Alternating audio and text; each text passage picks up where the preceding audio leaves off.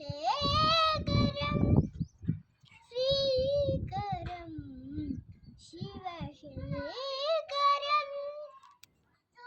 शुभकरं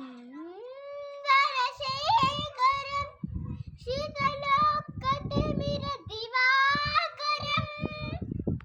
श्रीकरं शिवशेखरं रागरस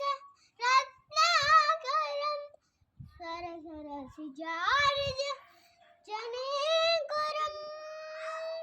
चिन्तयामि सरस्वती चिन्तयामि सरस्वती